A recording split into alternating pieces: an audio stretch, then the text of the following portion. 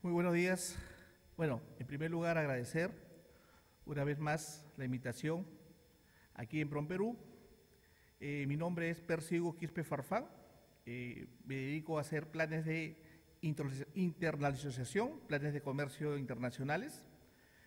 Hoy estamos justamente en el programa de apoyo a la internacionalización, el PAI, y más o menos he traído este gráfico para que se den cuenta el tema de hoy, dónde estamos, casi en la última etapa, que es la gestión exportadora,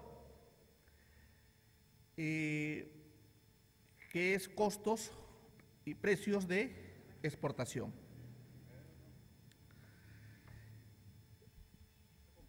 Nosotros, para poder hallar el precio de exportación, tenemos una fórmula, los costos entregados con derechos pagados, o sea, DDP, menos los costos de fábrica, SWORD, nos da igual los costos de la cadena de la distribución física internacional. Y acá tendríamos que definir, en primer lugar, a qué llamamos costos o qué llamamos distribución física internacional. ¿Sí?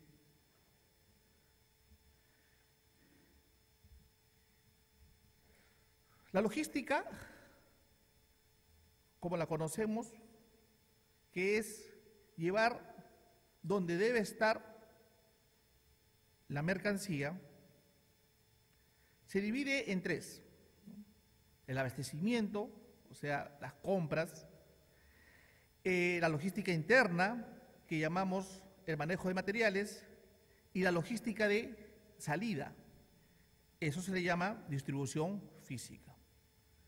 Pero cuando ya lo llevamos a otro país, le llamamos distribución física internacional. Es decir que el traslado de un producto terminado en una empresa es lo que se conoce como distribución física. Pero ya hoy hablamos sobre la cadena de abastecimiento, supply. ¿Y qué es el supply? Y este gráfico nos podría resumir qué es la logística sumada con qué, con el planeamiento estratégico, con el plan que hacemos para poder manejar toda la cadena de abastecimiento. Y una de las situaciones importantes que debemos saber y que tenemos que entender es para que fijar un costo, para fijar un precio, tenemos que tener información. ¿De dónde saco esa información para poder hallar mi precio como exportador? Tenemos un programa libre de acceso, LATE, acá en CISEX, donde uno se puede registrar de manera sencilla con el RUC de la empresa, colocas un correo electrónico y te registras y tienes acceso abierto. Vuelvo a repetir, esta información es gratis. ¿Y para qué necesitamos esta información? Para que nos dé, pues, para que tengamos o podamos hallar nuestros costos logísticos y poder determinar nuestro precio de exportación.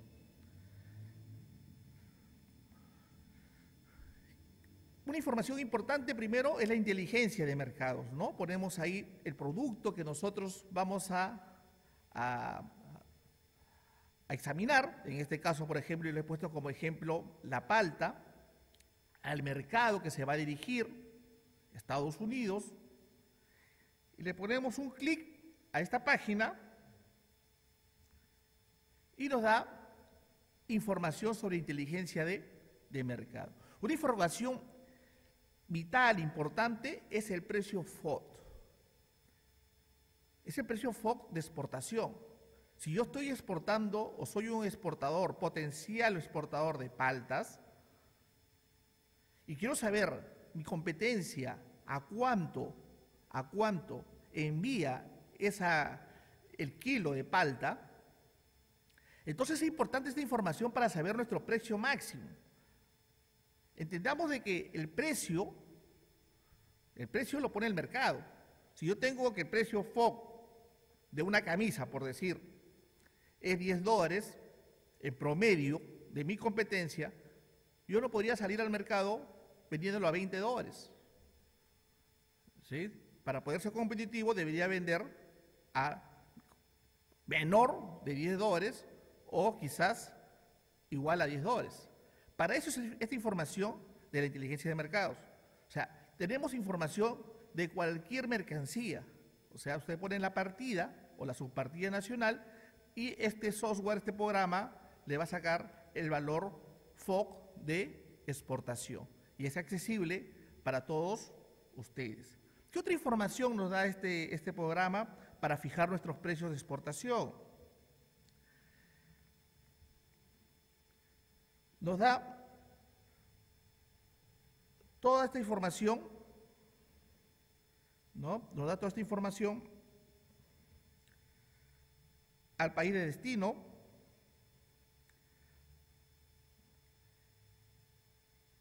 los requisitos no arancelarios, ¿sí? O sea, los requisitos, los permisos que necesitas en el otro país. Cada país es soberano y cada país tiene diferentes permisos. Solamente por decir un ejemplo, ¿no? Si yo exporto, por decir, a Israel, me van a pedir el permiso o el certificado de kosher. Si yo exporto, por decir, a Arabia, el certificado de halal. Si quizás exporto a Estados Unidos un alimento, el FDA, ¿no? Me va a pedir un certificado. Entonces, esta página nos va a sacar o nos va a dar esa información de qué permiso necesito yo para ingresar a determinado mercado. Información vital, medular, ¿sí? Son los requisitos no arancelarios. ¿Qué más? ¿Qué otra información nos da este programa? ¿No? Nos da los requisitos, las comisiones vigentes, nos dan toda esta información,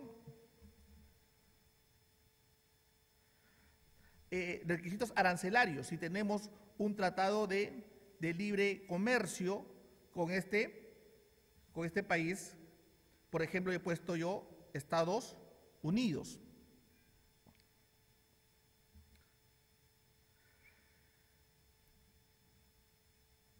Miren esta información que nos da los costos de transporte internacional. Tenemos esta información de cuánto nos va a costar el flete internacional. Autorizado, ¿no? Por las diferentes líneas navieras.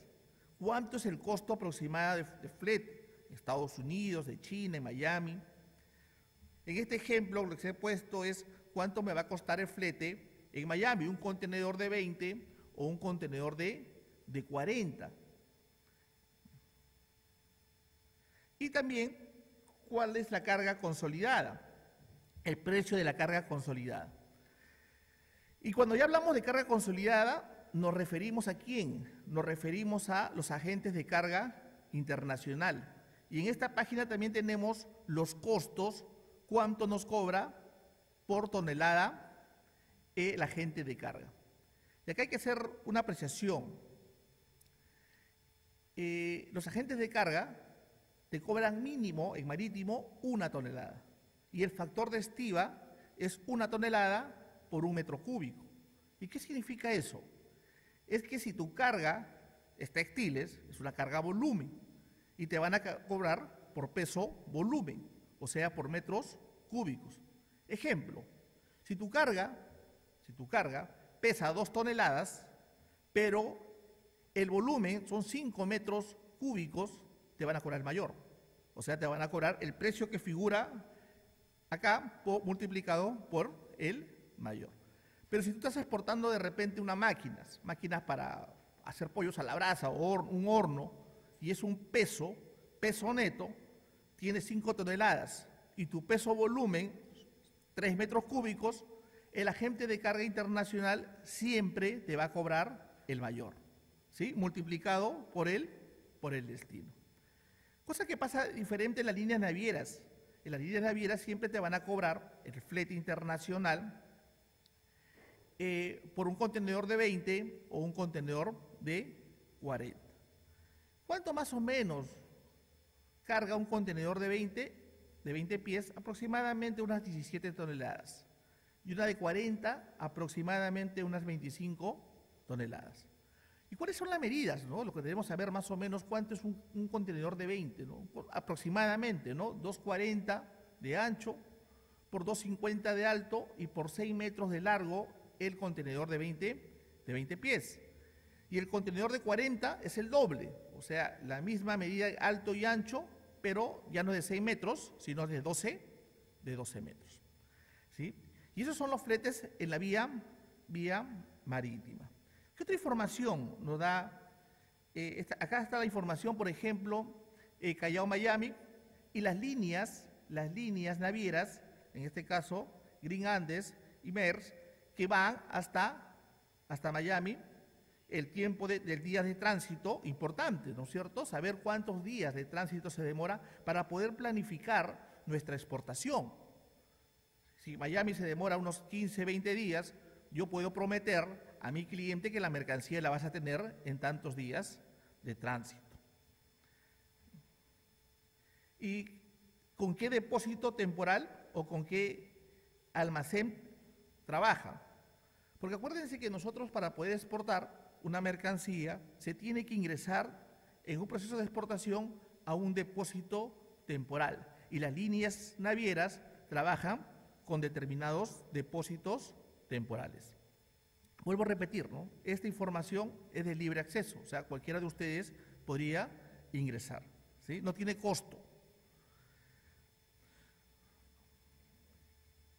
¿no? Y ahí tenemos, ¿no?, más información, ¿sí?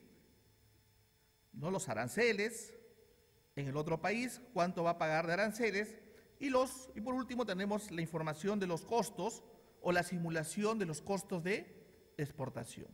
Herramienta importantísima que debemos utilizar. Otra información importantísima para poder hallar nuestros costos, ¿sí?, es un portal de transparencia que tenemos en la web, que es Callao Online. ¿Por qué? Porque nosotros, cuando transportamos mercancía, tenemos sobrecostos. Quizás ustedes también lo han escuchado, ¿no?, de los vistos buenos, de algunos costos relacionados al transporte. Y en el portal de transparencia, que se entra como Callao Online, ustedes lo pueden buscar, van a poder apreciar dichos costos importantes que se tienen que sumar al flete del transporte internacional, ¿correcto?, asociados al transporte. Ejemplo, ¿no?, ingresamos así de esta manera y hay una página, ahí está, www.callaoonline, y ponemos, ¿no?, qué operación es, importación o exportación. En mi caso lo ponemos exportación, un contenedor si es de 20, un contenedor si es de 40, qué tipo de contenedor estamos cotizando, y me sale la relación de las líneas navieras, cuánto me van a cobrar sus sobrecostos o sus vistos buenos. Es decir, para poder planificar, para poder hacer mi plan de negocios, para poder realizar, yo ya tengo que tener antes estos costos, sino cómo fijo un precio de exportación. ¿Estamos? No, y es más, mira, esta página los que nos arroja no solamente son los costos, a quién le voy a pagar esos costos, la factura, los costos totales, pero también en la parte de abajo me pone el contacto, o sea, quién es el responsable de esa empresa, de esa línea naviera, para poder yo quizás pedir un costo o una cotización formal. ¿Estamos? En la parte de abajo. Y atención, en esta línea, en esta página, están todas las líneas navieras que operan en nuestro país. ¿Sí? Vuelvo a repetir, es Callao Online. ¿Estamos?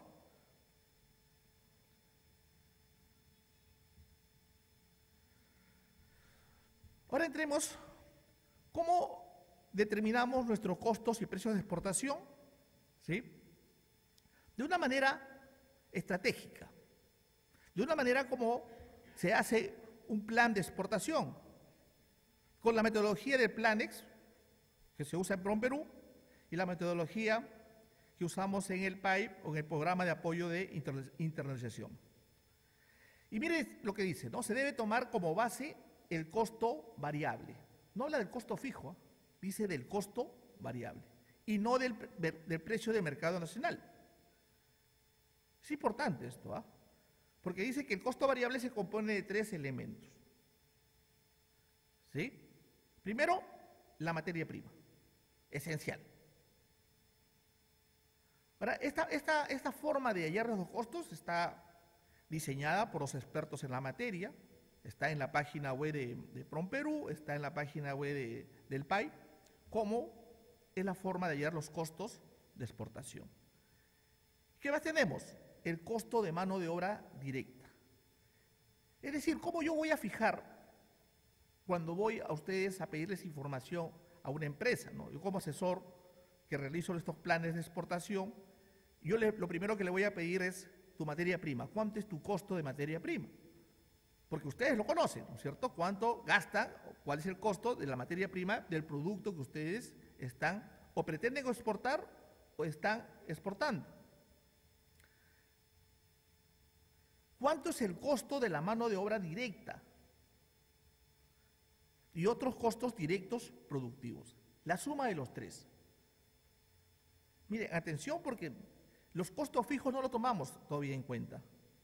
¿Estamos? Porque los costos fijos son aquellos, ¿no es cierto?, que no varían. Por ejemplo, el pago de la luz, quizás, ¿no es cierto?, de la oficina, el alquiler de la oficina. Pero si la luz varía de acuerdo a la producción, porque tus máquinas van a funcionar, ya se volvería otro costo directos productivos. La materia prima. Y ahí ya viene lo que es nuestro planeamiento estratégico, ¿no? Lo que es el FODA, ¿no? Nuestras fortalezas, nuestras oportunidades, nuestras debilidades y nuestras amenazas. Atención acá, ¿no? Porque siempre me preguntan, ¿y qué es el FODA, no? O sea, ¿cómo hacemos el FODA, ¿no? ¿Cómo hacemos nuestro plan? Y las fortalezas y las debilidades es lo que tú puedes manejar como empresa, es lo que está dentro de la empresa. Y las oportunidades y las amenazas es lo que tú no puedes manejar en la empresa. Ejemplo, ¿no? La materia prima. Si tú eres un exportador, ¿cierto?,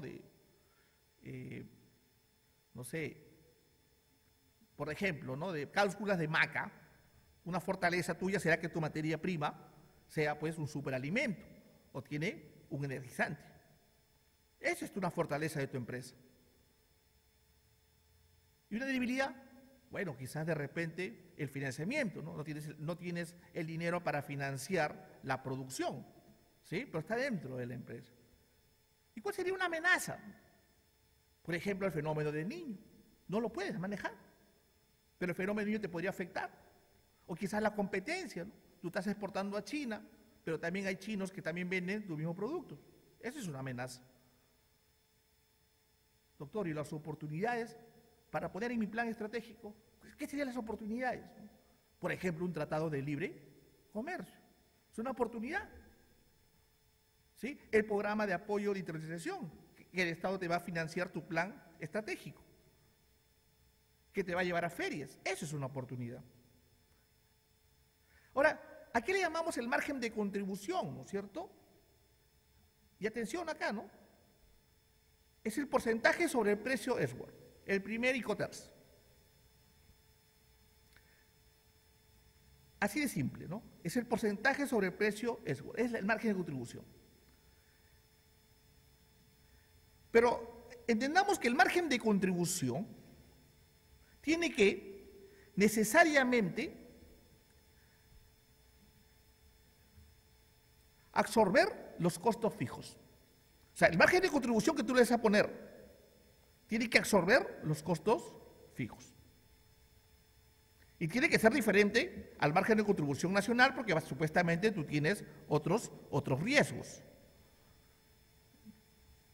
Pero es importante este margen de contribución porque permite determinar cuánto está contribuyendo este producto a la empresa. O sea, si se puede identificar si esta mercancía es rentable o va a seguir produciendo o no. Un ejemplo, por decir que les podría, que se me viene a la mente en estos momentos, es Camposol, ¿no? Camposol, la empresa más grande exportadora del Perú, venía exportando espárragos y comenzó a analizar en su plan estratégico exportar otro producto para ver cómo era, y comenzó a analizarse el margen de contribución y halló otro producto, el arándano, y comenzó a producir en el 2016, comenzó a exportar arándanos. ¿Estamos? Entonces, hallamos el margen de contribución para ver determinados parámetros de cada tipo o cada producto. Eso es importante. Después de hallar el margen de contribución, hallamos el costo valor unitario y tenemos que sumarle los costos Ellsworth. ¿Sí? Y el primer costo que le vamos a sumar es la comisión del agente comercial. ¿Sí? La comisión del agente comercial. Se dirá, ¿pero por qué, no? Por ejemplo, cuando uno exporta textiles, ¿no?, a Europa, ya es una cultura que tienes que ingresar a ese mercado a través de los RECs, ¿no?, que son una especie de distribuidores. No hay forma de ingresar al mercado europeo si no ingresas a través de los RECs. Entonces ellos te cobran un porcentaje. Este agente comercial te cobra un porcentaje.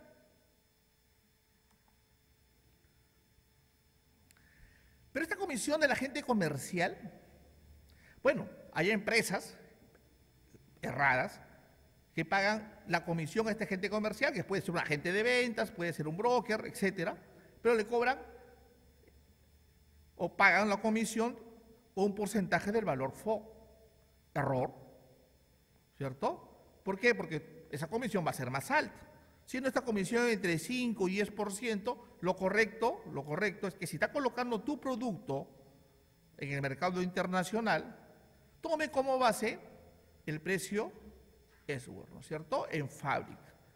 ¿Sí? No le vas a sumar tus costos hasta el FOB para poder calcularlo. ¿Sí? ¿Por qué? Dice, ¿no?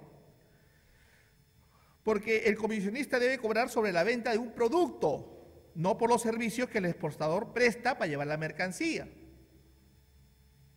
¿Sí? Si bien es cierto, el valor FOB o el precio FOB lo usamos para las estadísticas en el comercio internacional, lo ideal, lo correcto, que esta comisión del agente comercial se negocie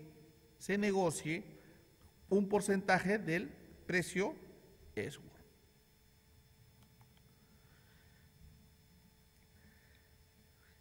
¿Qué más tenemos?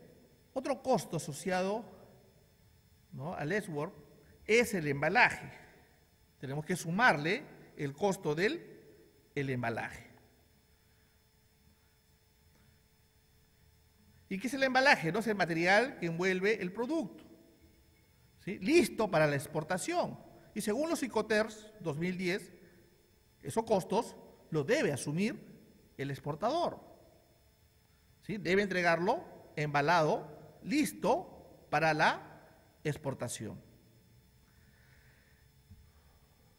Es importantísimo, ¿no?, el embalaje. Ya la doctrina nos dice que el embalaje, ¿qué cosa es?, ¿no es cierto? Es el vendedor silencioso. Hay que analizar, ¿no?, qué tipo de cliente tengo. Si es un revendedor, o es un productor, o si es un detallista. Porque si es un productor, supongamos que yo sea un exportador de cacao, lo que yo quiero es que esa mercancía llegue con sus propiedades organolépticas.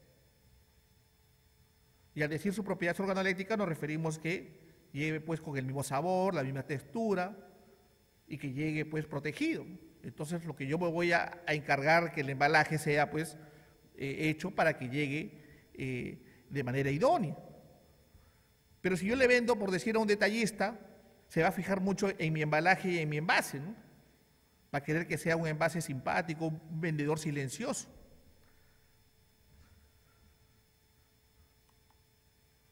¿No? Mucho me acuerdo, se me acaba de venir a la mente un exportador que exportaba suéter o chompas de alpaca, ¿no?, a Europa. Y mi oficina quedaba en el centro aéreo, o queda en el centro aéreo, cerca del aeropuerto, y venía para poder hacer el embalaje de sus chompas. Entonces, con mi auto íbamos en ese tiempo, en el año 2000 más o menos, íbamos entre la Panamericana Norte y la Angélica Gamarra, que vendían pues cajas, ¿no? Cajas para poder embalar. Entonces, habían cajas de televisores que llegaban, cajas de televisores chiquitas, de monitores de 20 pulgadas, y ahí ponía él pues las chompas, ¿no? Así las embalaba. ¿Qué es lo que sucedía? Que quería que todas las cajitas sean iguales. Entonces le pide a este proveedor ambulante, le pide pues 100 cajas iguales, ¿no? Y le entrega 100 cajas iguales, pero estaba ahí con la marca del televisor, ¿no? La marca Samsung. Y eso lo exportaba, ¿no? Lo anecdótico fue que a los 2 meses le mandan una segunda orden de compra y le ponen, ¿no? Chompas de alpaca, marca Samsung, ¿no? Claro, ¿no? ¿Por qué? Porque el proveedor alemán pensó que la chompa, la marca, era Samsung y el embalaje decía, pues, Samsung, ¿no es cierto? ¿No? Y una situación anecdótica, ¿no? ¿Qué más le sumamos a los costos de este Esword? Le sumamos también los documentos de exportación, ¿sí? Para exportar necesito yo documentos de exportación, ¿no? Necesito, pues, la factura comercial, necesito ¿cómo se llama?, el conocimiento de embarque, y si hay un costo, ¿no?, en ellos. Por ejemplo, hemos visto que hay unos costos que cobra la naviera por estos vistos buenos, y los sumamos ahí en esos documentos de exportación, ¿sí? Luego, algo muy importantísimo que ponemos en la estructura de costos de exportación, ¿sí?, es el seguro de cambio. Es el seguro de cambio, que es importantísimo, ¿no? O sea, ¿por qué le ponemos el seguro de cambio, no? Porque el seguro de cambio, ¿no?, este contrato, el forward, ¿no?, ¿qué asegura, no? Asegura que el tipo de cambio en una operación en una fecha futura determinada. ¿Y qué significa eso, no? O sea, que el dólar puede bajar o puede subir, pero esta entidad financiera te va a mantener tu mismo tipo de cambio. Ejemplo, ¿no? Si el tipo de cambio es hoy 3.30, tú pagas este seguro para que cuando tú exportes y te paguen, o sea, supongamos de acá a 60 días, el tipo de cambio siga siendo 3.30. Y si bajó 3.20, ¿qué importa? El banco te va a respetar ¿a cuánto? A 3.30. ¿Sí? Acá la señorita exportadora nos pregunta, ¿y qué pasa si sube, no?, el tipo de cambio? Bueno, pues, ¿no?, igual te van a pagar 3.30. ¿Estamos? Sí, lo que pasa es que el seguro de tipo de cambio, o sea, la idea es que tu negocio no es el tipo de cambio, ¿no es cierto?, como exportador, ¿cierto? Tu negocio, ¿qué cosa es? Es vender tu mercancía, ¿no? Y con ese tipo de cambio tú ya has planificado previamente pagar todos tus costos, ¿cierto? ¿No? Tus trabajadores, tus beneficios sociales, ETS, pagar todos tus costos. O sea, tu negocio no es el tipo de cambio. No sé si me captan la idea, ¿cierto? Y para eso se paga ese seguro, ¿sí?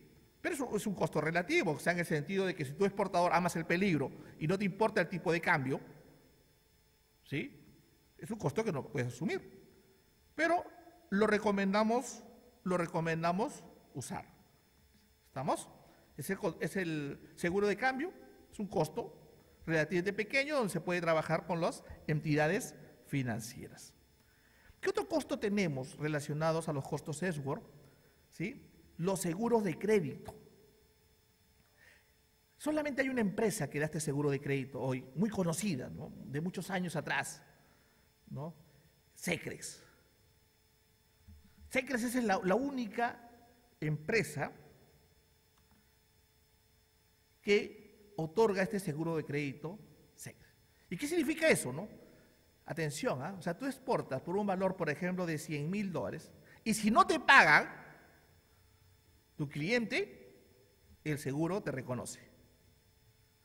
¿Sí? ¿Entienden la idea? O sea, si tú exportas por $100.000 y no te pagan por X motivos, ¿sí?, el seguro te paga. Lógicamente que ustedes dirán, le vendo pues a la empresa Estafas S.A. de China y lo aseguro en Secres. No, pues tampoco, ¿no? Porque Secres tiene toda una información de empresas que son confiables. Y si tú le ofreces una empresa, y también es una forma importante, ¿no?, de saber si tu cliente califica, ¿no? Si no califica de Secret, mejor no le vendas, porque sabes que está pues con la cuerda floja, ¿no? Si está en la lista de buenos pagadores de Secret, porque no lo tomen a mal, ¿no? Pero el negocio de los seguros no es pagar pérdidas, ¿cierto o no? Ellos evalúan los riesgos. Su negocio de ellos, sin tomarlo mal, es cobrar primas. Ellos tienen toda una fórmula estadística, una forma matemática para ver si es negocio o no es negocio. Pero como exportador no es nuestro negocio, nuestro exportador es saber o analizar qué piensan estas empresas de nuestro cliente. Si nos asegura rapidito es porque más que seguro que es un buen cliente. Si te dicen no, piénsalo, ¿no?, en venderle. ¿Estamos? Piensa en venderle.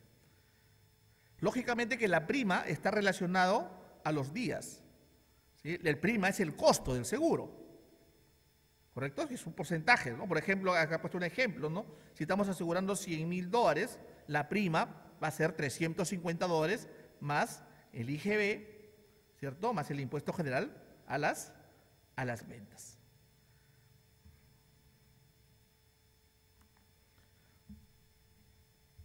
Luego tenemos otros certificados, ¿cierto? Y Cotter Edward nos dice de que tenemos que facilitar o darle los certificados para que pueda proceder a la exportación. ¿Y qué certificado estaríamos hablando acá? ¿De qué certificado se está refiriendo, no? Por ejemplo, el certificado de origen. Si quizás nosotros quisiéramos vender a China, con China tenemos un tratado de libre comercio. Entonces, ¿qué es lo que sucede ahí? Mi cliente chino me va a pedir a mí para poder él favorecerse y no pagar aranceles en China, que yo le emita, ¿qué?, un certificado de origen. Y ese costo lo tengo que sumar porque es mi costo, ¿no? ¿Y cuál es el costo de un certificado de origen? Claro que MINCETUR ha delegado, ¿cierto?, a empresas como ADEX, la Sociedad Nacional de Industria y la Cámara de Comercio, para que emitan estos certificados, ¿no? Y el precio, según la norma, es del 1% ¿de qué? El 1% de la unidad impositiva tributaria. ¿Y cuánto vale hoy la unidad impositiva tributaria? 4.150. ¿Y el 1% sería cuánto? 41.50 más el IGB. Ese sería el costo de un certificado de origen. Ahora, habría la posibilidad también que tenemos TLCs, por ejemplo, con Estados Unidos y con Canadá, que está la autocertificación, o sea que yo descargo de la página un formato y como exportador certifico que la mercancía es originaria y esa declaración de origen la envío y ya no sería un costo, ¿cierto? ¿No? De acuerdo al TLC que nosotros los queramos acoger. Pero dice certificados y otros certificados, ¿no?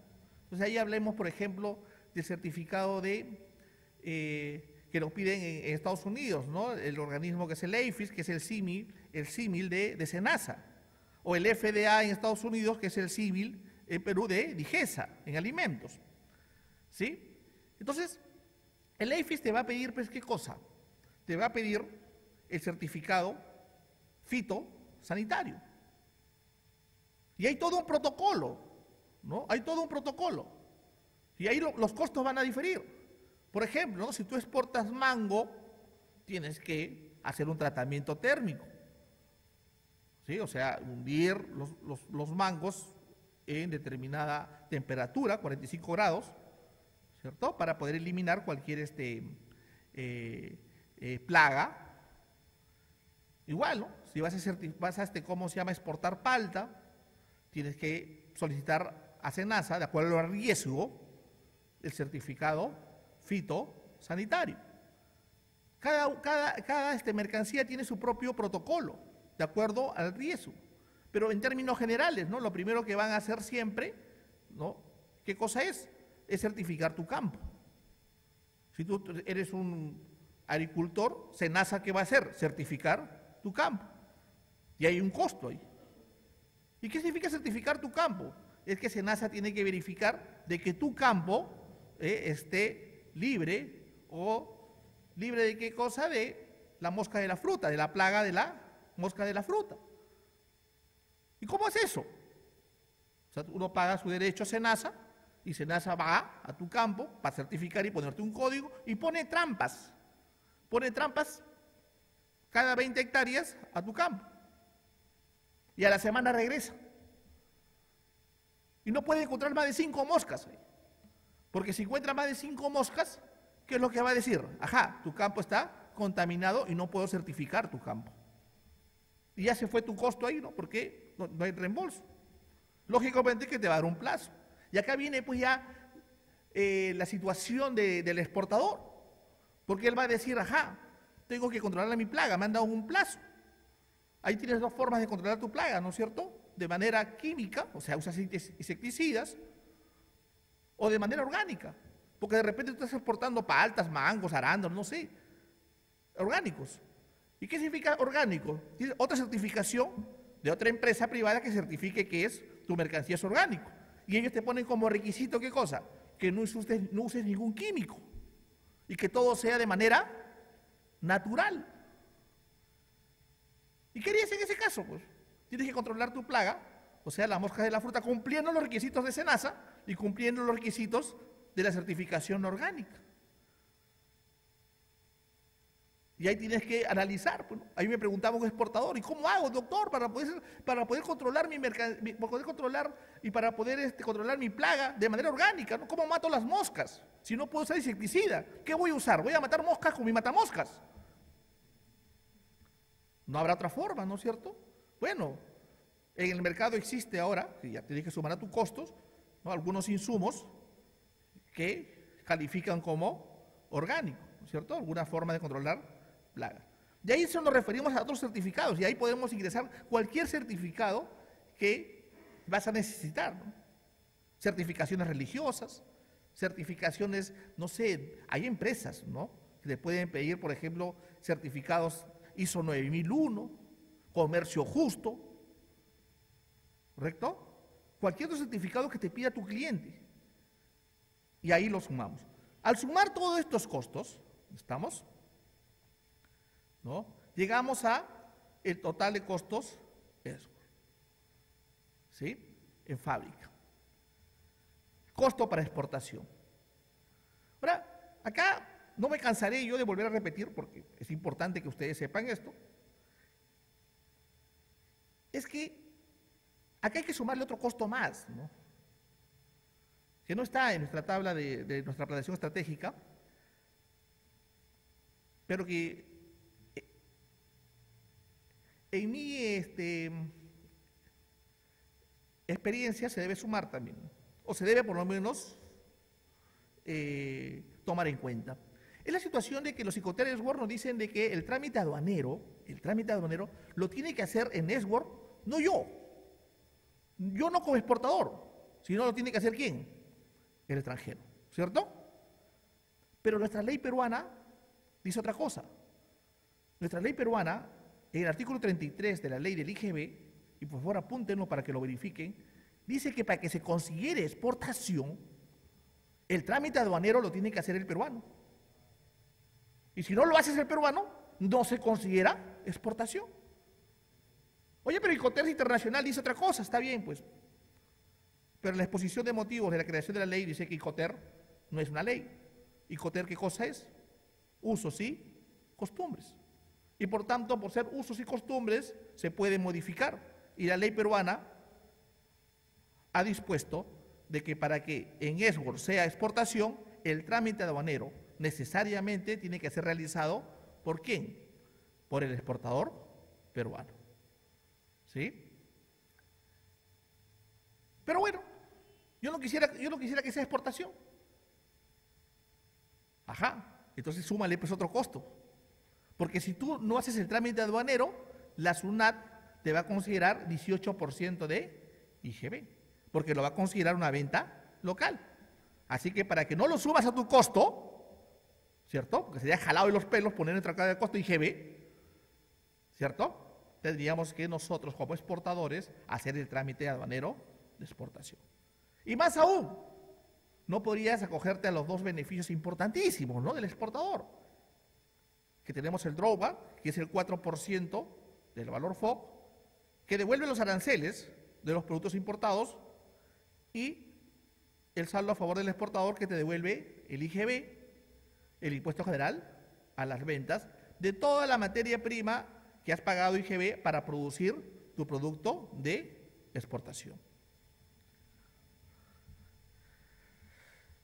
Bueno, luego al tener nuestros costos, nuestro precio SWOR, ¿sí?, para poder hallar nuestro costo FOB, ¿sí?, costo FOB si es marítimo o costo FCA si es aéreo. Y ahí le ponemos, ¿no?, carga de la mercancía y transporte interno. ¿A qué nos referimos, no? Carga de la mercancía, ¿no? Cuando uno exporta, ¿no?, hay dos posibilidades. Si tu carga es pequeña, o sea, es una carga consolidada, tú vas a recoger con un camión X, vas a recoger de tu planta o de tu empresa, y tú mismo lo puedes llevar a un depósito temporal, ¿sí? Pero también puede haber otra posibilidad, que tú vayas a recoger en un contenedor vacío y lo lleves a tu planta y en tu planta lo llenes. ¿Estamos? Hay dos posibilidades, o sea, recoges el contenedor o lo llevas con tu camión y para que el depósito temporal te haga el servicio de llenar el contenedor. Por eso le llamamos carga de la mercancía, es un término genérico, ¿no? Pero ahí hay un costo. ¿Estamos? Ahora, no podemos ponerle un monto porque todo depende de la naturaleza de tu mercancía, ¿no? Puede ser carga general, puede ser carga refrigerada, carga congelada, carga valorada, o puede ser carga peligrosa. Me preguntaron ayer, ¿no?, ¿cuál es la diferencia entre carga congelada y refrigerada? Fácil, ¿no? La refrigerada es encima de cero y la congelada es bajo cero. Así de simple. Y ahí tenemos que llevarlo en contenedores de reefer, que es otro costo, ¿no? ¿Sí? El transporte interno, ¿cierto? Por ejemplo, tengo clientes que su empresa quedan en Trujillo y sale la mercancía por el Callao. Ese transporte interno de Trujillo a el Callao es parte del FOB. Y si va en aéreo, ¿sí?, sería parte del FCA. Y ahí están, ¿no?, los despachos de exportación, ¿no es cierto? Ahí está el proceso de exportación, ¿no? Recojo de la mercancía, estiva de la carga, precintado de la unidad, precinto, datos del contenedor. Puede haber un costo de acompañamiento de la carga. La otra vez me preguntaba, ¿pero por qué acompañamiento de la carga? No, ustedes no han visto esos camionetas que dicen PIX o Police Security, no han visto que siguen a los contenedores, ¿no? ¿Pero para qué? Es un costo innecesario. Si Perú es un país seguro, acá no roban nunca. No, pero puede ser, quizás, ¿cierto? Podría ser, ¿no? Y ya depende de tu decisión, ¿no?, de tu decisión de subir tus costos haciendo un acompañamiento de la carga. ¿Correcto? Pero, por ejemplo, también cuando uno dice, no, pero normal, yo aseguro mi carga. Pero a veces cuando uno asegura su carga, requisito del seguro, ¿qué cosa es? Es que le pongas una seguridad de acompañamiento de la carga. ¿Sí? Verificación de los puntos críticos, ingreso del terminal marítimo, hoy llamado depósito temporal. ¿Sí? Pero todos estos costos, estos despachos de exportación, te los va a cotizar, pues, ¿no es cierto?, tu agente de aduanas o tu agente de carga. ¿Sí? Igual que la monopolización y gastos de puerto de origen, tu emisión de contrato de transporte, eso ya lo hemos visto, que está en Callao Online, tu conocimiento de embarque y guía aérea.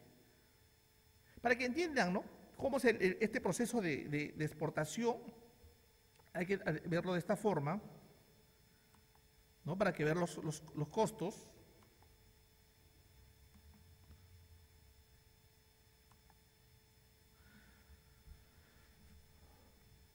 Lo primero que realizamos en un proceso de exportación, o sea, si yo quiero exportar una mercancía, cualquier tipo de mercancía, el primer documento es el booking.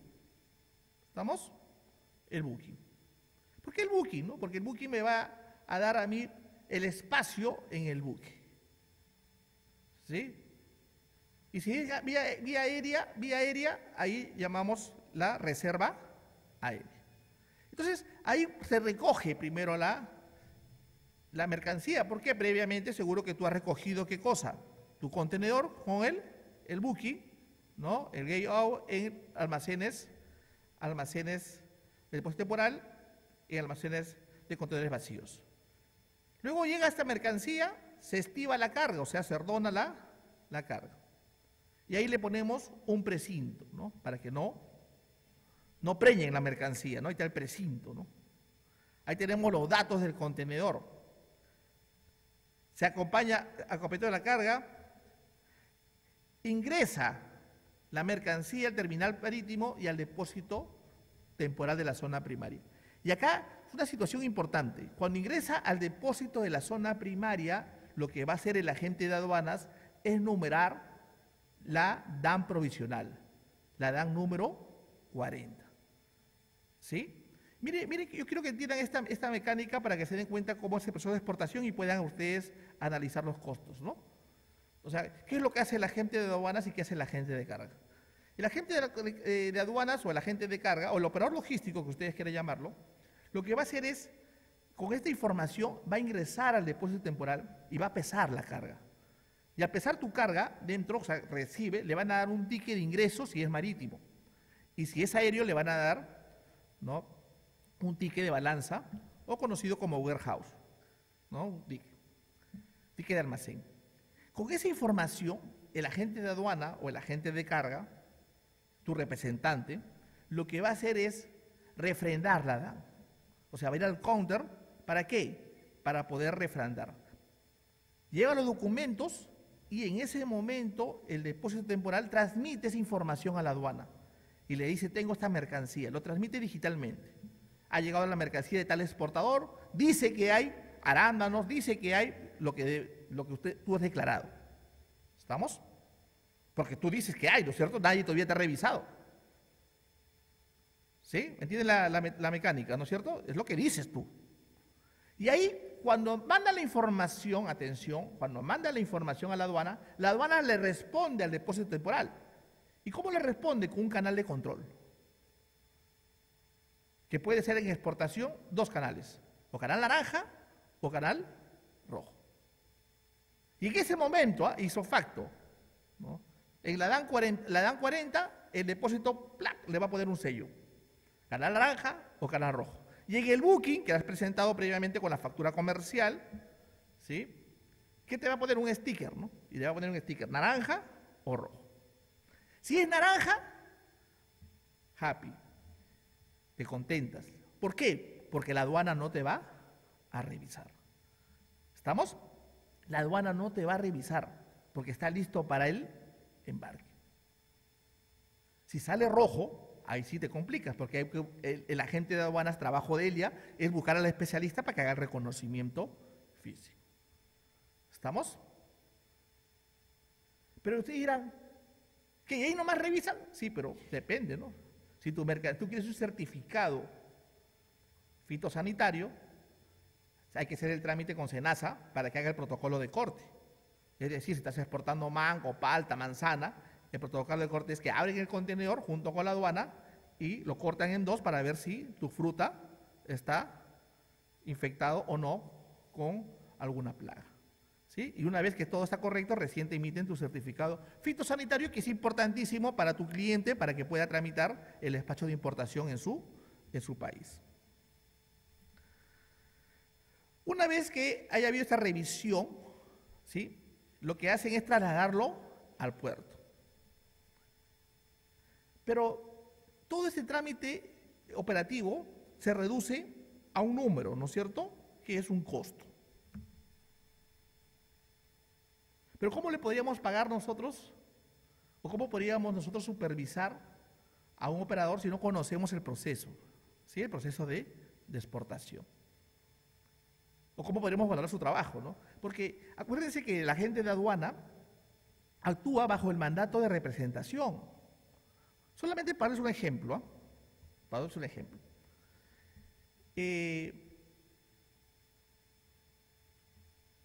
El agente de aduanas tiene que regularizar la DAN. O sea, después de haber emitido la DAN número 40, lo que tienen que hacer ellos es emitir la DAN número 41, o sea, la DAN definitiva.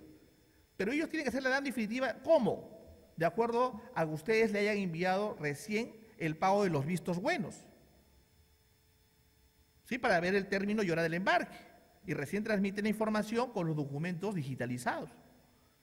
Pero podría ser que ustedes no hayan pagado quizás ese costo, ¿no?, que es la manipulación y gastos de puerto, las tasas, etcétera.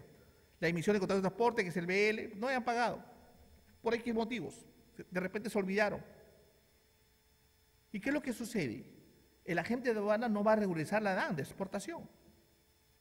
Y si no regulariza la DAN de exportación, existe una multa, que es el 0.20 de la UIT, que más o menos sería como 830 soles.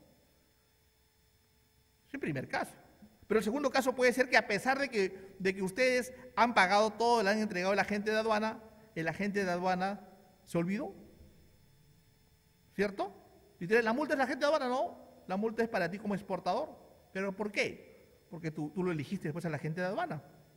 ¿Cierto? Y todo lo que haga la agente de aduana mal, ¿la culpa de quién es? De ustedes como exportadores. ¿No? Por eso decíamos, ¿no?, que el éxito o el fracaso de un exportador está muy ligado, directamente proporcional a qué cosa, a la gestión que haga un operador de comercio exterior, porque usted lo elige. ¿Sí? Ustedes lo eligen, ¿no? Ahora, muchos me dicen, no, el costo es tanto. No es así, ¿no? El costo es negociable. El costo uno lo puede negociar. Pero el mejor profeta del futuro es el pasado.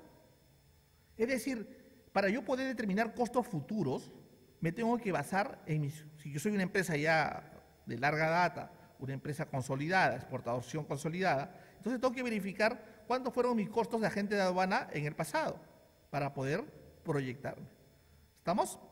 Y si soy una empresa nueva, bueno, tendríamos que buscar información como hemos estado analizando. La suma de todos estos costos, me va a dar mi costo FOT, si es marítimo, y FCA, si es aéreo.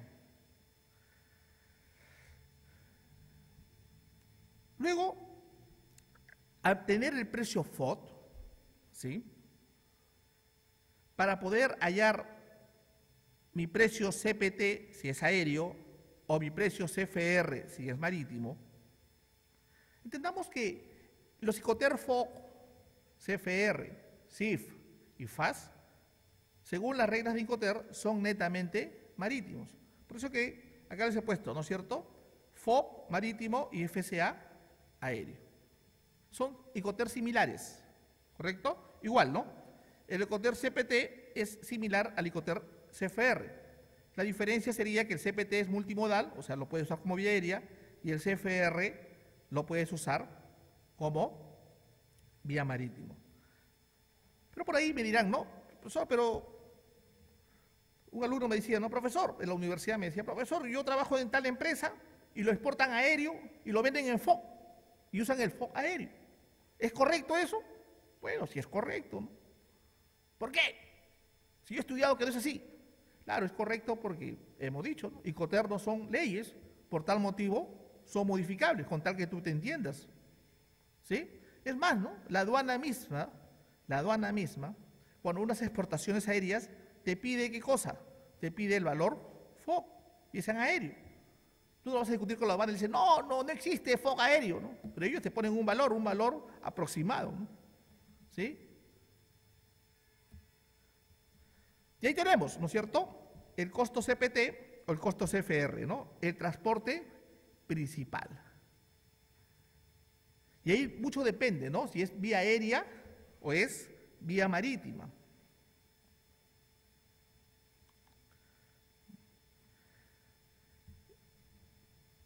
Y en lo que es los fletes tenemos el factor de estiva. ¿Sí? Es la relación, dice, entre el volumen ocupado y el peso de una determinada carga. Este factor incluye la pérdida de espacio entre bulto y bulto.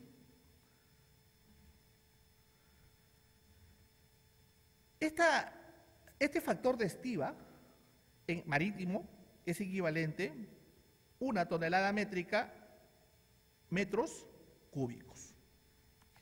¿Sí? Ahí está. 1 tonelada igual a 1 metro cúbico. En aéreo, 1 tonelada es igual a 6 metros cúbicos. En terrestre, el factor de estiva es 1 tonelada, 2 metros cúbicos. Claro, porque ahí tenemos que determinar si mi carga es peso o es volumen. Siempre nos van a cobrar el más alto.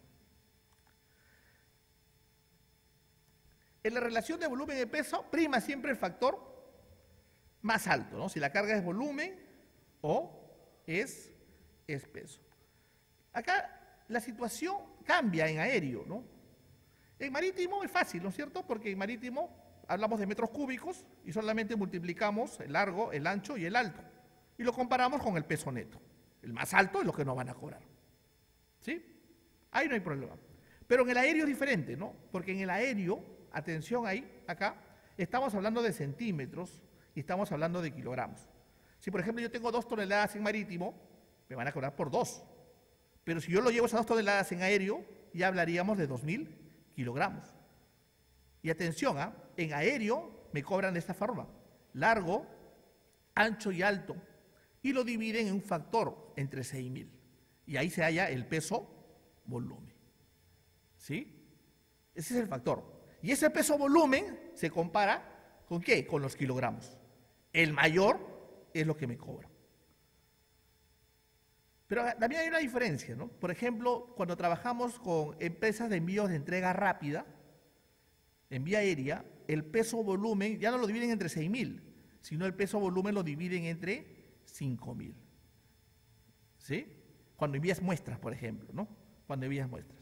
Entonces, esta es la forma como calculan o se calcula el flete internacional. Y sumando al transporte principal. Ahora, ¿y cuánto es el flete? El flete de transporte principal depende, ¿no? Depende si lo llevas pues a Brasil, si lo llevas a China, si lo llevas a Miami, de acuerdo a la travesía. Solamente para darnos un ejemplo, ¿no? De acá a China, más o menos en vía marítima, son 40 días, ¿no? A Brasil, dando la vuelta por la Patagonia o por el Canal de Panamá, son 25 días, ¿no? Al Puerto de los Santos.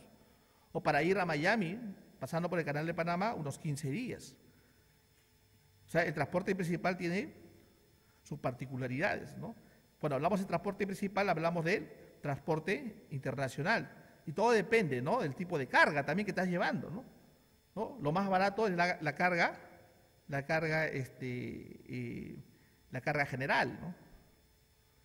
¿Sí? La carga general es lo más barato. Yo me acuerdo mucho el caso de... Ahora, ¿quién decide qué tipo de carga es tú como exportador, ¿no? Me acuerdo de una empresa, que no sé si existirá todavía, pero que hacía en la colonial, hacía artículos de plata, ¿no? Y siempre lo mandaban como eran artículos de plata, eran vajillas de plata, siempre su exportación lo enviaban como carga valorada, ¿sí? Porque era un maletincito tipo James Bond, que esa mercancía costaba, no bajaba de $100.000. Entonces siempre lo llevaban como carga valorada, en vía aérea. En un momento dado, un gerente decidió que era muy caro mandarlo como carga valorada, ¿no? ¿Y qué hizo? Lo mandó como carga general. Y si le cobraban, por ejemplo, el flete como $4.000, el flete como carga general bajó a $500. Está bajando sus costos, ¿no? Correcto, muy bien, excelente, ¿no? Bajó sus costos. Pero ¿qué pasó en una de esas exportaciones? Simplemente la carga se perdió. Se la robaron dentro del almacén, en la vía aérea.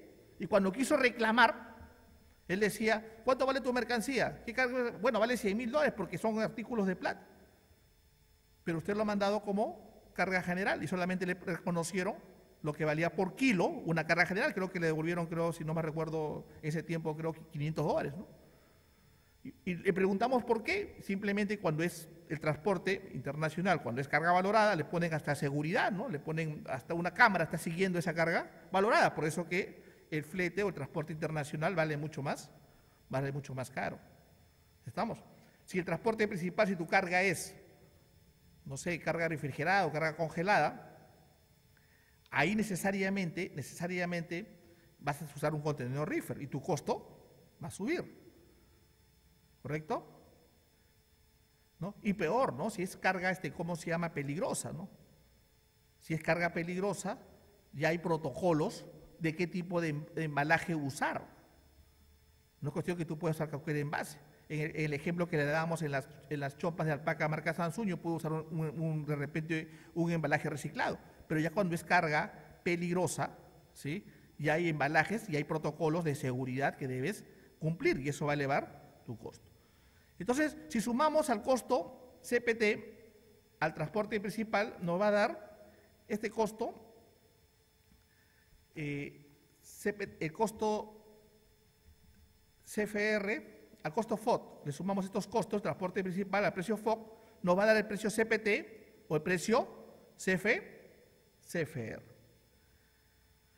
Ahora, al sumar el precio CPT, al sumar el precio CPT o CFR, el seguro me va a dar el precio CIF o el precio CID. ¿Estamos? Ahora, aquí hay muchas teorías sobre el seguro, ¿no? Muchas teorías, muchos libros sobre el seguro que nos hablan desde el punto de vista del exportador, desde el punto de vista no sé de quién, ¿no? Pero acá le traemos cómo hacemos el plan, ¿no? O cómo es un seguro real, ¿no es cierto? Por ejemplo, esta empresa, ¿no? ¿Cómo nos cotiza el seguro? ¿Estamos? Porque tú como exportador, pues no va a estar complicándote con el seguro. Lo que haces es que simplemente decirle mi carga vale $100,000 y a cuánto me sale el seguro. ¿Sí? Así de simple. ¿Qué tipo de carga es? ¿Su carga general o carga refrigerada, carga congelada? Y sobre eso te cobran. Por ejemplo, en este caso, ¿no es cierto? Se exporta espárragos y nos cobran el 0.55% de la suma asegurada. Eso sí tenemos que saber, ¿qué es la suma asegurada? Y la suma asegurada, señores, es simplemente ¿qué? La suma del valor FOB más el flete. O sea, el CFR o el CPT.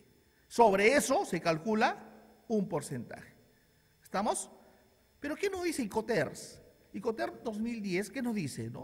Nos dice que si yo voy a usar el Incoterms CIF o el Incoterms CID, mínimo tengo que usar una cláusula de la póliza, de la cláusula del tipo C, mínimo. Pero no me impide usar la A, B, sino mínimo.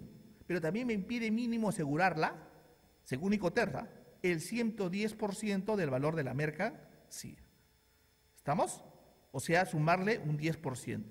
Pero en la operatividad, los seguros nos cotizan y nos dicen que nos van a ofrecer una cobertura de beneficio imaginario.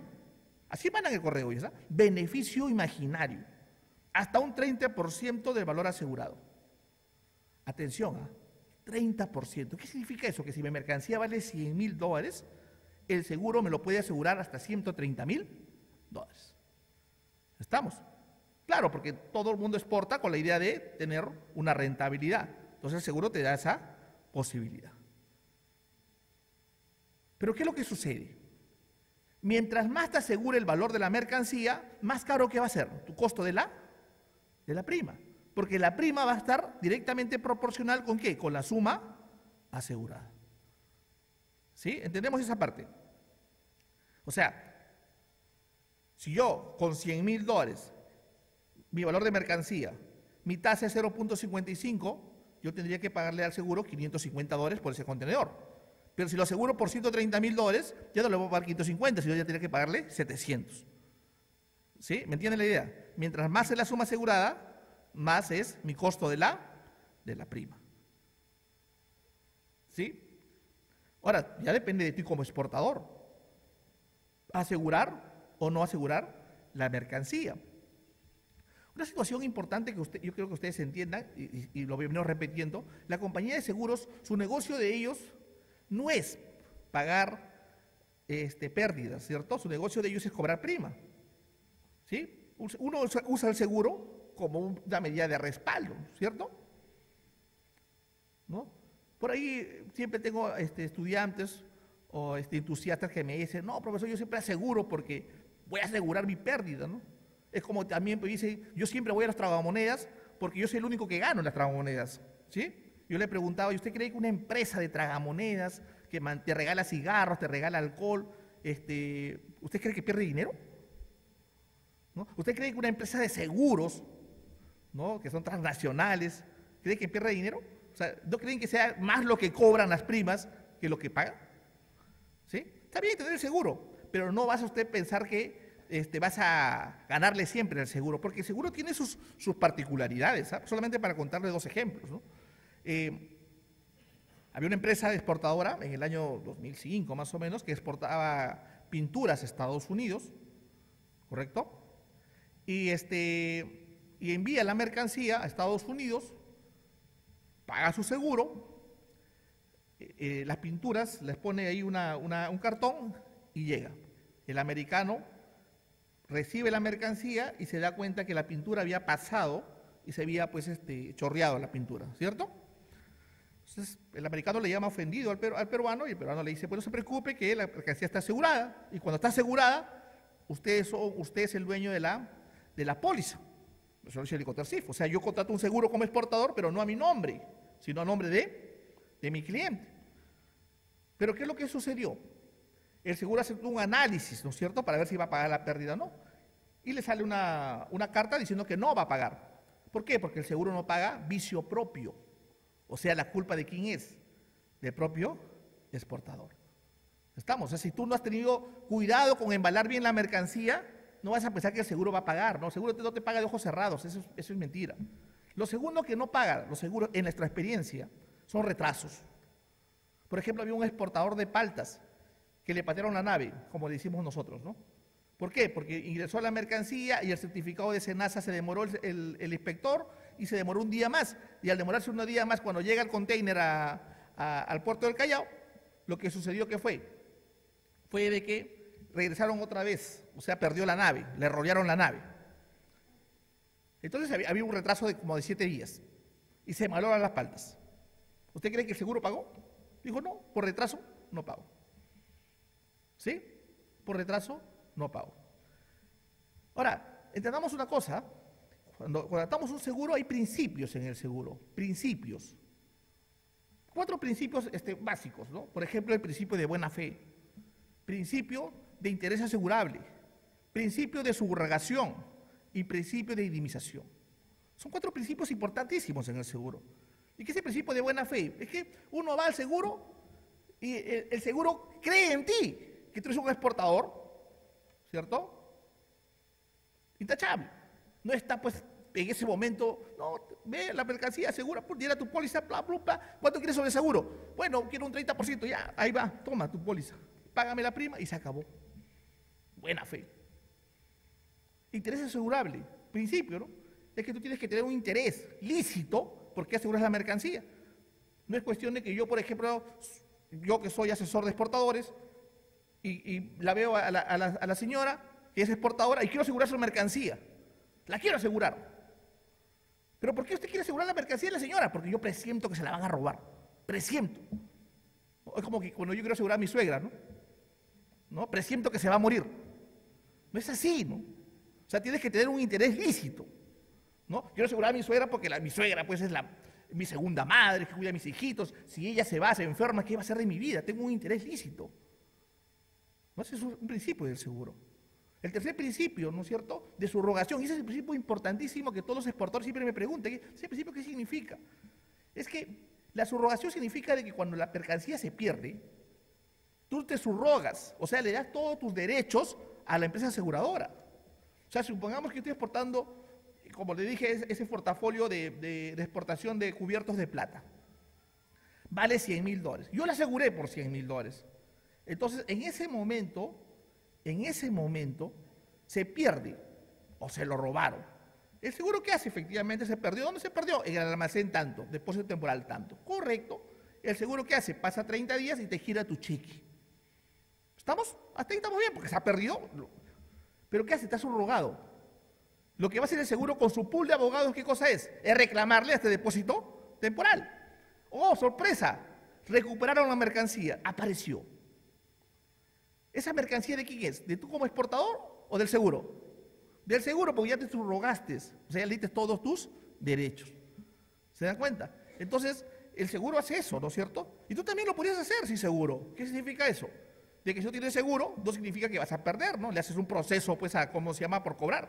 Lógicamente que el seguro, que ya es ducho en la materia, tiene más posibilidades de ganarle a estas empresas. En cambio uno, o sea, lo que hace el seguro es comprarse el problema, en otras palabras. O sea, te paga y te evita ese problema y tú te subrogas. Y el último principio de la compañía de seguros, atención, el último principio es interés asegurable, ¿no? Indemnización. ¿Sí? Principio, primero, buena fe. Segundo, el principio es interés asegurable. Tercero, subrogación. Y el último es indemnización. O sea, todo el mundo contrata un seguro para que te indemnicen. Y porque tu negocio no es hacer juicios, ¿no? Tu negocio, ¿qué cosa es? Es tener la liquidez de dinero. Ahora, existe un deducible, efectivamente, ¿no? Normalmente las empresas internacionales como LAMPE te cobran 1%. O sea que mínimo $300. O sea, eso es tu responsabilidad por haber perdido la mercancía. O sea, de $100.000 que vale la mercancía, tú pagas o $1.000 deducible o $300. Ahora, es como que tú veas el vaso, ¿no? El vaso medio lleno o medio vacío. Uno podría decir, ajá, oye, 1%, voy a perder 1%, ¿cierto? Pero ¿por qué no lo ves por el otro lado? Estás recuperando el 99%. Ahora, los siniestros en vía aérea son pocos. En 5 o 6 años yo he visto en aérea, he visto 4 siniestros, que se haya perdido algo. En marítimo un poco más, según las estadísticas que tengo. Así que no estés pensando que de repente que se te va a perder la mercancía. ¿Estamos? ¿No? Y si eres sí, dígame, señorita. No, no necesariamente. Por supuesto que sí, eso lo dice Incoterm, ¿no es cierto? Mínimo la cláusula C. Pero ¿qué es lo importante? Es que ahora las empresas normalmente que están haciendo competencia, porque ahora todos los operadores, por ejemplo, los operadores logísticos ofrecen los seguros internacionales. ¿Por qué? Porque los operadores logísticos, la gente de carga internacional, tiene su par en el otro país. Por ejemplo, en esta compañía de seguros que es alemana. ¿Me dejo entender? Y te cobran el seguro más barato. Y aparte no te cobran IGB porque son empresas extranjeras. ¿Sí? Y ellos te ofrecen el servicio, ¿no? Puerta a puerta. Y está bien. Pero atención acá, porque es un error muy grave a veces de los exportadores, es que a veces contratan dos seguros. O sea, un seguro extranjero y un seguro nacional. Entonces, a mí como abogado me consultan y me dicen, voy a cobrar los dos seguros. No se puede, pues, por el principio de subrogación. Porque cuando tú cobras un seguro, te subrogas a una compañía de seguros, o sea, le das tus derechos. ¿Cómo le vas a dar derecho a los dos? ¿Se da cuenta? Entonces, el exportador cree, ajá, aseguro con Mapfre, me va a pagar $100.000 y aseguro por ahí, oh, sorpresa, se perdió la mercancía. No es así, ¿estamos? ¿Me entienden? Solamente puedes cobrar, o sea, tú tienes que ver con qué compañía aplicas el seguro, con que te cobrará menos, de repente, deducible. De repente la empresa peruana te cobra 10% deducible y la empresa extranjera te cobra 1%. Entonces, en un análisis de costos vas a preferir pagar el 1%. ¿Estamos? Les he traído este certificado para que ustedes vean, esta es la empresa que, a mi entender, es la que cobra más cómodo. Acá está cobrando 0.55, pero a veces hemos llegado a negociar hasta 0.35% de la suma asegurada. ¿Sí? Y la suma asegurada, atención, es, vuelvo a repetir, el valor FOB de la mercancía más el flete, o sea, lo que es el CFE, el CFR. Entonces, sumando este seguro, ahí tenemos el total de costo CPT, ¿sí? Total de costo CPT. Sumando el seguro tenemos el costo CPT más seguro sería el costo, el precio CIF o el precio SIC, si es aéreo.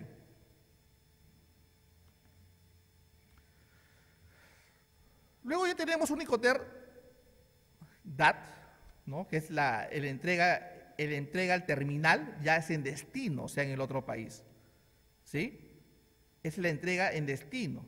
Al precio CIF o al precio CID le sumamos el costo que es descarga del terminal de destino y tenemos el precio DAT, o sea, la entrega en terminal, que es el terminal en otro país. ¿Sí? Ahí se entrega la mercancía. ¿Estamos? Pero no solamente voy a cobrar el costo que es la descarga en el terminal de destino. Entonces hay que tener mucho cuidado. También nuestro costo por hacer hasta allá, ¿no? Dirás un poquito más, ¿no? Será $50 más en la entrega allá.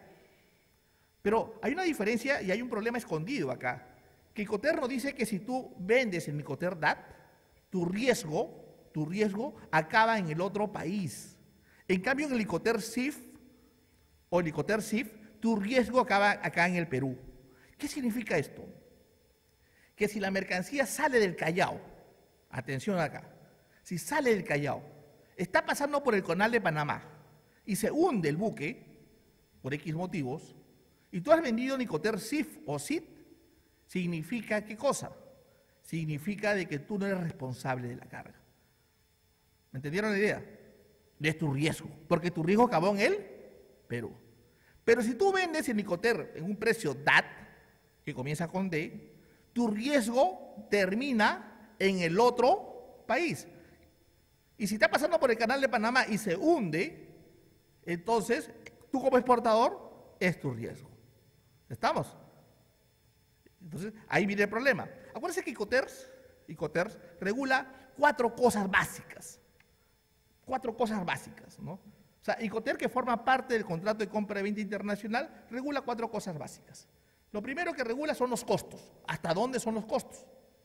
Lo segundo que regula es el lugar de entrega, o sea, hasta dónde tú vas a entregar la mercancía. La tercera que regula, señores, es el riesgo. O sea, hasta dónde es mi riesgo como vendedor exportador y hasta dónde es mi riesgo, ¿cierto?, como comprador. Y por último, lo que regula Icoter es quién realiza el trámite aduanero de exportación y de importación. Nada más regula Icoter. Nada más, esas 4 cosas.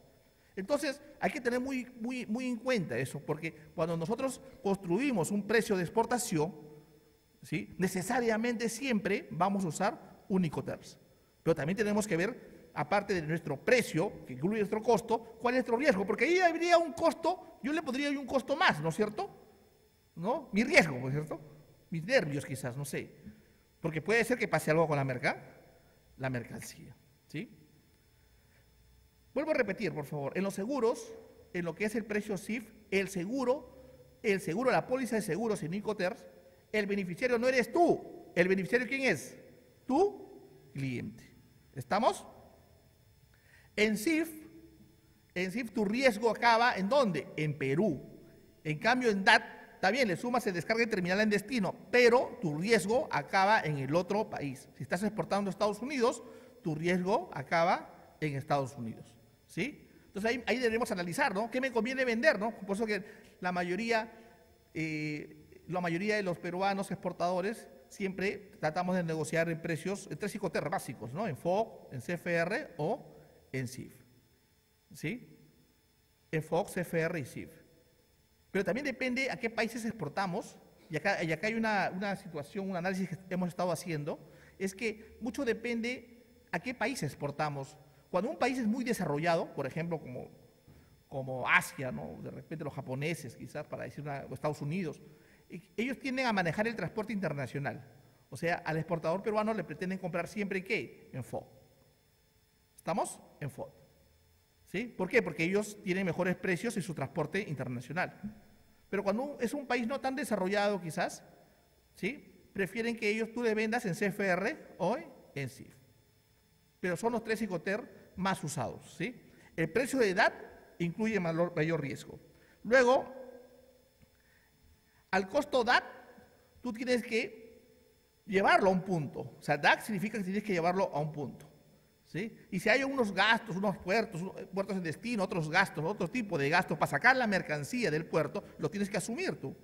¿Más qué cosa? El transporte interno, el transporte interior en destino. ¿Por qué? Porque DAC significa que le vas a llevar en un punto acordado, fuera del terminal. ¿Estamos? En un punto acordado. ¿Sí? En un punto acordado. Y le sumas eso y te va a dar el precio DAT. ¿Sí? Ese es el precio DAT. Ahora, al precio DAT, si tú le sumas el despacho de importación en el otro país, si tú le sumas los impuestos, o sea, el arancel, el IVA se conoce todo el mundo, acá en el Perú lo conocemos como IGB, ¿cierto? IGB. A esos impuestos que tú los sumas al costo, al precio DAC, ¿sí? Hallas el precio DDP, o sea, el precio en destino. Ese es el precio DDP, ese es el precio, el último Incoterm. ¿Estamos? Ahora, el IVA, bueno, el tax en Estados Unidos depende, el tax, por ejemplo, en Estados Unidos depende del estado que tú envíes la mercancía. O sea, no vayan a pensar que en Estados Unidos el tax, el impuesto es igual en todos los estados, o sea, depende el estado, ¿no? En el Perú le conocemos como IGB, ¿no? Pero está mal dicho, ¿no? Porque IGB en el Perú es el 16% y el 2% es el impuesto promoción a las municipalidades. La suma de los dos, la doctrina le llama IVA, impuesto al valor agregado. Ahora, en todos los países usan el valor en aduanas, ¿sí? Según el acuerdo de la OMC, y sobre eso se calcula el arancel. Una oportunidad en nuestro planeamiento estratégico sería, ¿qué cosa? Vender o fijar un precio de exportación a un país que tenemos, ¿qué cosa? Un tratado de libre comercio. Y nos ahorraríamos el arancel. Acá hay una situación importantísima, ¿no? El IVA, el IGB, ¿sí? Si tú, por ejemplo, como exportador peruano, pagas el IVA, para ti es un costo. Pero si ese IVA lo paga tu cliente, o sea, el extranjero, sería crédito fiscal. ¿Correcto? Entonces, eso hay que examinar, ¿no? ¿Por qué? Porque si vendemos a un precio de DDP, un exportador es recomendable venderle ese precio, ¿no? ¿Por qué? Porque es más complicado, tienes que conocer la aduana en el otro país, es otro idioma, es otra cultura. De repente hay medidas arancelarias, otro tipo de trabas al proceso de ingresar la mercancía. Luego este precio de DDP, ¿no? Hay que compararlo con los precios de mercado en destino. ¿Qué tenemos que tener en cuenta? La cadena de distribución. Mientras más larga sea esta cadena, más márgenes comerciales se cargarán. Y estos márgenes se calculan en base sobre la venta al precio al público. Ahora, cada país tiene su margen de mayorista, ¿no? Al precio de DDP le sumamos el margen de mayorista, que puede ser sobre un porcentaje sobre el precio de DDP. Puede ser 30%, puede ser 20%, puede ser 40%. Todo depende de la situación de la mercancía, ¿sí? Y luego tenemos el precio de venta al minorista, que es la suma de su margen del detallista, ¿no? Del que vende, y ahí tenemos el precio de venta al público, que le tenemos que sumar el impuesto. Una situación también importante que tenemos que analizar es que en negocios internacionales hablamos de mercancías, ¿correcto? Mercancías. Hay algunos que le dicen mercadería, ¿sí? Y ahí la diferencia, ¿no? Cuando te preguntan cuál es la diferencia, hay que entender, ¿no? Que mercancía, según la norma, según la norma peruana, es un bien susceptible a ser clasificado en la nomenclatura arancelaria y que puede ser sometido a un régimen aduanero. Y cuando tú le preguntas a un especialista de comercio exterior, ¿y qué es mercadería? No sé qué será, ¿no? Pero lo bien dicho es mercancía. Pero yo voy más allá. Si mercancía es un bien que se transporta en el comercio internacional. Pero mercadería es el producto terminado en la empresa. O sea, mercadería está en las existencias de la empresa, ¿no? Los contadores lo clasifican en la cuenta 20, existencias, 20.1, mercadería. Pero cuando sale de la empresa para otro país, esa misma mercadería se convierte en ¿qué cosa? Mercancía, ¿no es cierto? Y cuando estamos hablando hoy, ¿cierto?, de toda esta charla, esta conferencia, es sobre mercancías. Y luego, ¿qué hacemos con nuestro precio de haber fijado ya nuestro precio, nuestra estructura de costos? Lo que hacemos es nuestra proforma, ¿cierto? Nuestra proforma. ¿sí? Nuestra proforma que enviamos a nuestro cliente. Importantísimo es la descripción completa del producto. Y no se olviden, por favor, siempre poner la subpartida nacional o la partida arancelaria. Eso identifica el producto, porque con esa información tu cliente va a poder ver qué cosa, si se puede acoger a un tratado de libre comercio. ¿Estamos? Va a poder analizar si esta mercancía que tú estás que le vendes está negociado en un marco del TLC. Porque no todas las mercancías se negocian. Hay mercancías que no se negocian. Por ejemplo, Perú y China, nosotros no hemos negociado los textiles, ¿cierto? Los textiles no los hemos negociado. Cuando hay negocio, un TLC con Estados Unidos, los americanos no negocian ¿qué cosa? Su agricultura. O sea, no todas las mercancías se negocian. Por lo tanto, es importante poner la descripción completa del producto. El precio unitario y total. Y señalar claramente el Icoter, ¿qué Icoter? ¿No? Y el lugar de entrega, ¿no? Por ejemplo, ¿no? Si por ejemplo yo quedo en valor FOC o en precio FOC, el lugar de entrega, ¿dónde va a ser el lugar de entrega? ¿No? Avenida Guardia Chalaca, sin número, ¿no es cierto? DP World. Ahí va a ser, porque ahí se acaba mi riesgo. ¿Estamos? Ahí se acaba mi riesgo. ¿No? Si yo quedo, por ejemplo, en Esbor, ¿no? Ya Esbor, Yoke Plaza, yo vengo de Trujillo, pero hasta acá le entrego en Yoke Plaza y ahí acaba mi riesgo. O sea, decir exactamente el Icoter y el lugar de entrega. Fecha y plan de vigencia y plazos de entrega. Y analizando, ¿no es cierto? Planeando cuánto va a demorar el proceso de exportación. Yo no puedo comprometerme a entregar al 30 de noviembre sabiendo que el flete en China voy a llegar máximo en 45 días. O sea, ¿cómo voy a ¿cómo se llama? Planificar o comprometerme a entregar, ¿no es cierto? Una mercancía.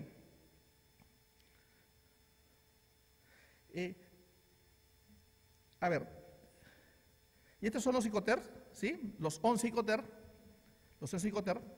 de los cuales cada uno tiene pues su lugar de entrega, su riesgo, dónde, cómo se llama, se debe entregar y quién hace el trámite aduanero.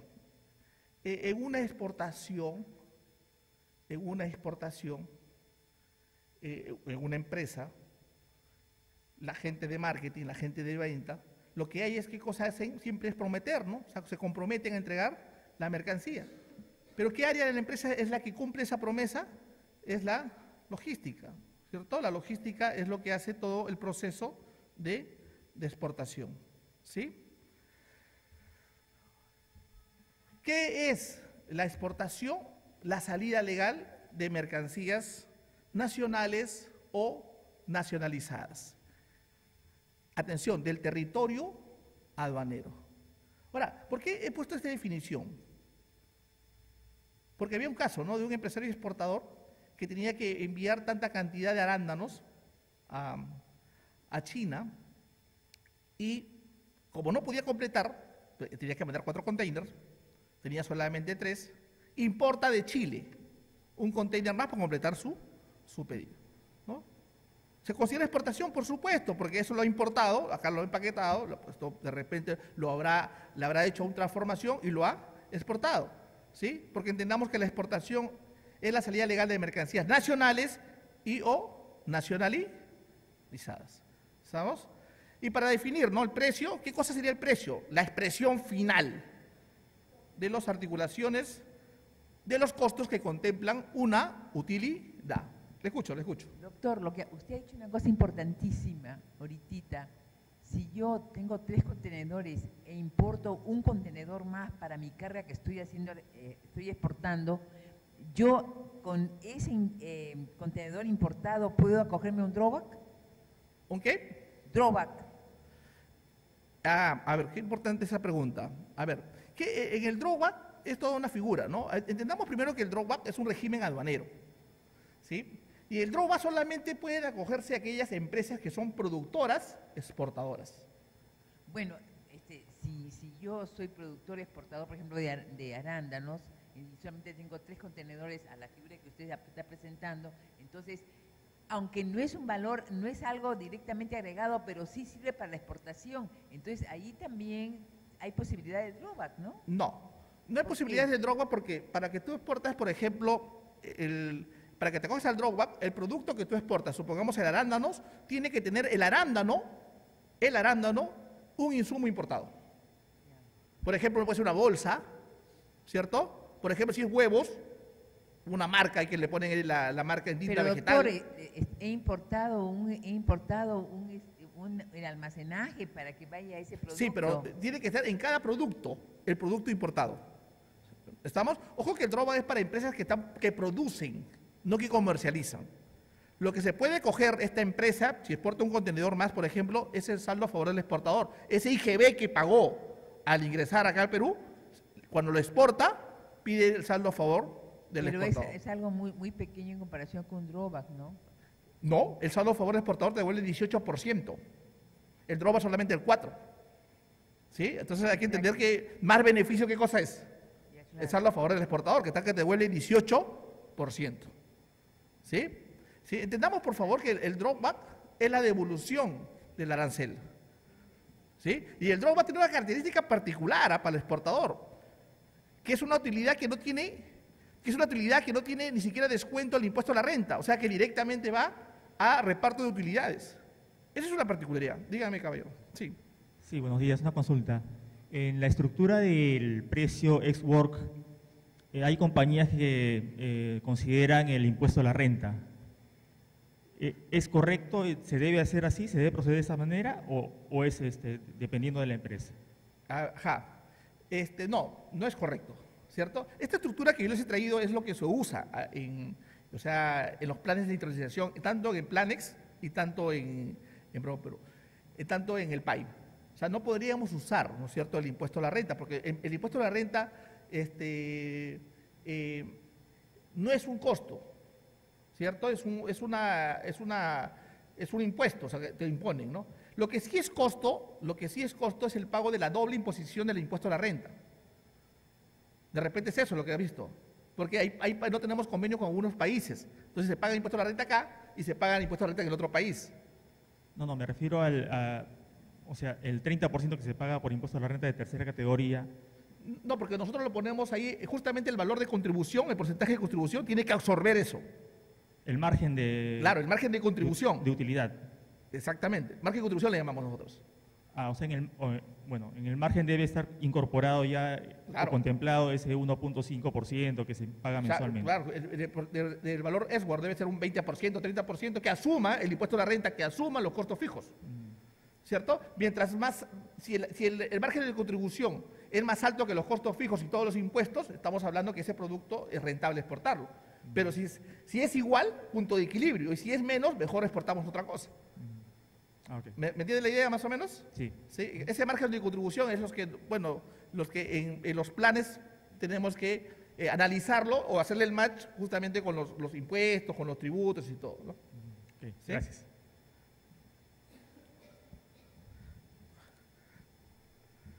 Muy bien. Bueno, para terminar, ¿no es cierto? El precio es la expresión final, como dice la articulación de los costos que contemplan la utilidad, y el precio es negociable, ¿no es cierto? El precio es negociable, ¿correcto? Pero para conocer el precio tú tienes que saber tu competencia, cuánto es tu valor FOB. Y ahí tenemos varias formas, ¿no?, de poder costear, ¿no? Que puede ser, por ejemplo, la política de determinación de los precios, ¿no? Determinar los precios orientados a los costos. O sea, mi método directo. O sea, yo calculo mi costo, como hemos hallado, ¿no es cierto? Y hallo mi precio de exportación. Pero también puede ser mis precios orientados a la competencia o cuánto es el precio de mercado. Y sobre eso voy retrocediendo. Eso le llamamos el valor deductivo. Voy retrocediendo para ver si me es rentable exportar o no. ¿Correcto? O un factor exógeno, ¿no? Determinar mi precio orientado a la competencia. ¿Sí? Mi competencia vende a $5 y yo también vendo a $5, ¿correcto? Y hay empresas, por ejemplo, peruanas que le ha funcionado eso, ¿eh? Solamente para ponerles un ejemplo, ¿no? Por ejemplo, no sé, a todos nos gusta el pollo a la brasa, ¿no? Hay una empresa que se llama Norquis, y para poder hacer una franquicia acá o hacer un restaurante, hace todo un estudio de mercado, ¿cierto? Es una inversión. En cambio, hay otra pollería, ¿cierto?, que se llama Rockies, que no hace estudio de mercado. ¿Qué hace él? Lo pone una pollería al lado ¿de quién? Del otro, ¿no? ¿Me entiendes? Y se ahorró todo el estudio de mercado, ¿no es cierto? ¿No? Entonces, es una buena fórmula, es una buena estrategia, ¿no? ¿cierto? Son factores exógenos igual, ¿no es cierto? O sea, si yo veo que mi competencia vende a $5, ¿para qué voy a complicarme, no? $4.99, ¿no? ¿Sí? Muy bien, otra pregunta antes de terminar, por favor. Sí, dígame.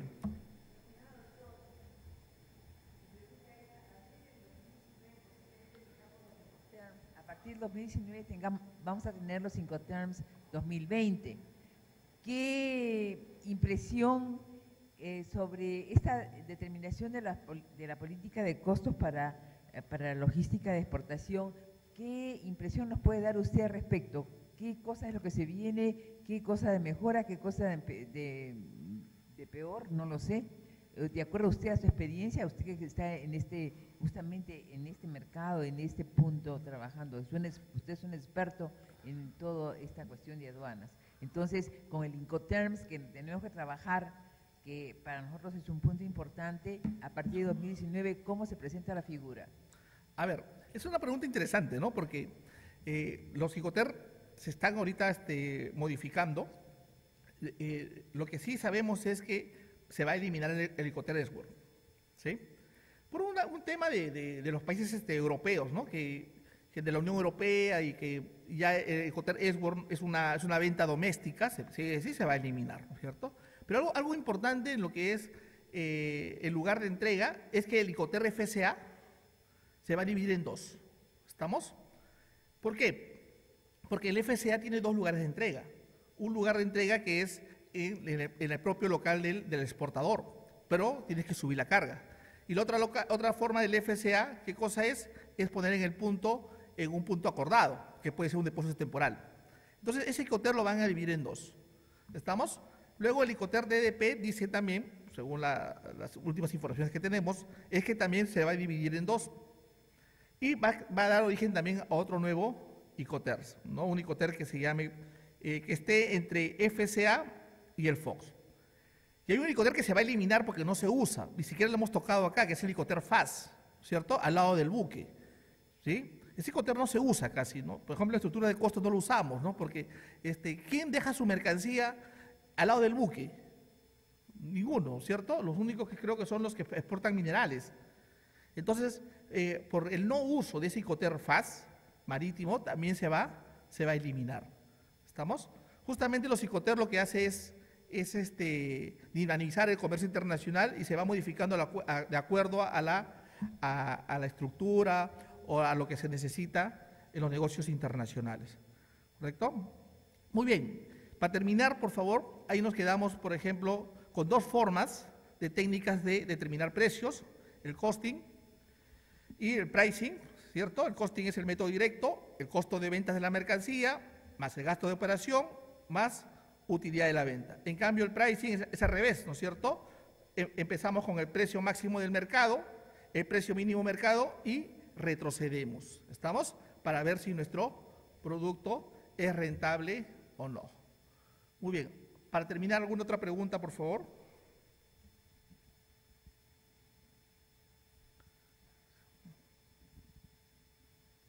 ¿Alguna pregunta? Sí. Muchísimas gracias. Será hasta otra próxima oportunidad. Hasta luego.